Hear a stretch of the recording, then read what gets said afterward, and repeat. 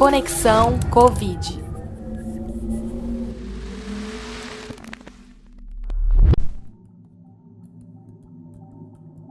Olá!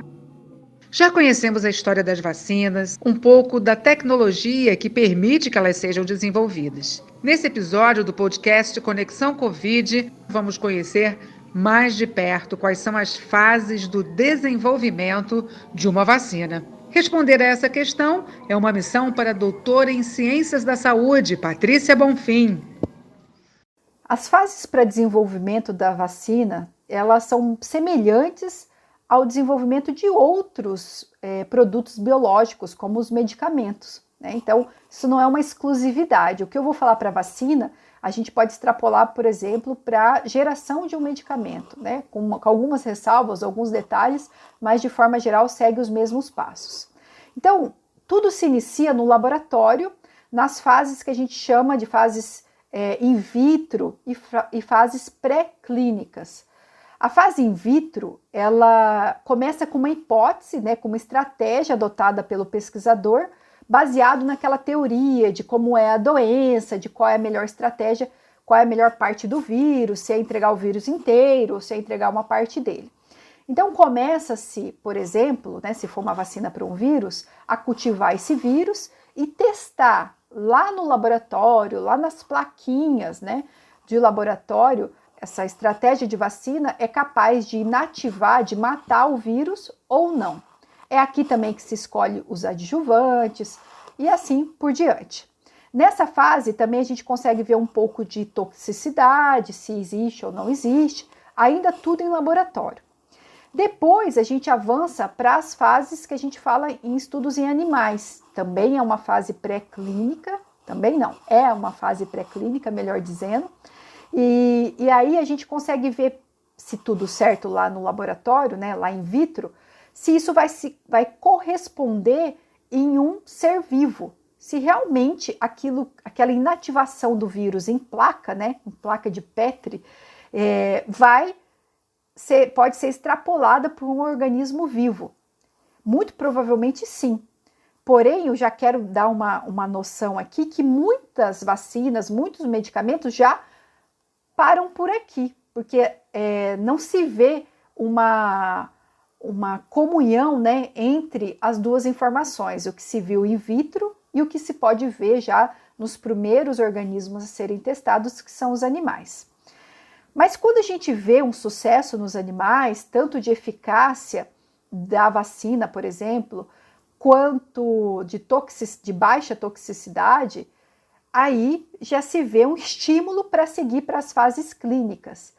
E quando a gente fala dessas fases clínicas, nós temos 3 fases, que são a fase 1, onde as vacinas são testadas em humanos, né, em voluntários, e já é um número pequeno, na casa de centenas, e essas pessoas têm características físicas, idade, cultura, tudo muito semelhante. E o objetivo aqui é avaliar a segurança, ou seja, avaliar se essa vacina vai ter efeitos adversos nessa comunidade testada. Se tudo certo, nós avançamos para a fase 2, aqui a gente já tem um número maior de pessoas, já começa um pouco de variabilidade entre elas, mas ainda tem um foco importante sobre segurança dessa vacina. E depois nós vamos para a fase 3, que é uma fase agora bem grande, né, em termos de número de voluntários, onde a gente tem na casa de milhares de voluntários, e aqui o foco é continuar vendo a segurança, mas, sobretudo, aqui a gente avalia a eficácia. Nesse sentido, a gente estuda 2 grupos, um grupo vacinado e outro grupo não vacinado. E aí, para saber quantas pessoas a gente coloca em cada grupo, há uma análise estatística, né, que usa métodos baseados, né, considerando a epidemiologia da doença, a abrangência do estudo e uma série de outros parâmetros, que coloca assim, ó, estatisticamente a gente precisa de X número nesse grupo e nesse grupo. Além disso, esse dado estatístico também fala para nós assim, olha, para que a gente possa interromper o estudo, né, finalizar, a gente precisa que esse número de pessoas fique doentes no grupo vacinado e no grupo que a gente chama de placebo, né, que é o grupo não vacinado. Ambos não sabem, né, é um estudo cego, então os grupos não sabem se foram ou não foram vacinados. E para interromper o estudo, a gente precisa de um número X de pessoas que tem que ficar doente em ambos os grupos. Depois da fase 3, né, que é essa fase maior, que a gente tem o desenvolvimento, tem aí o teste, né, com um número grande de voluntários, se tudo certo, se correu tudo bem, se tem uma boa eficácia da vacina, essa vacina, né, esse laboratório produtor, ele já pode fazer o pedido do uso em ampla população, o pedido às agências regulatórias, como a Anvisa aqui no Brasil. E depois dessa fase 3, nós temos uma fase longa que se chama fase de farmacovigilância ou fase 4.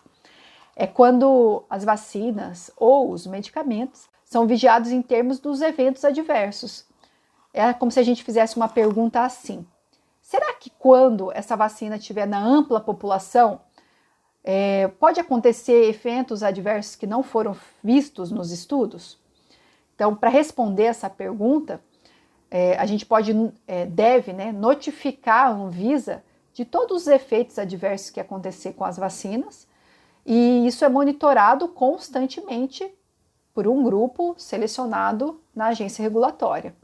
E quando se observa irregularidades, a vacina é interrompida, né, e avaliada se deve continuar ou não, se tem relação direta ou não com a vacina aquele efeito adverso.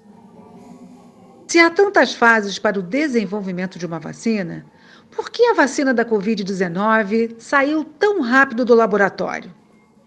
Quer saber sobre isso? Ouça o próximo episódio.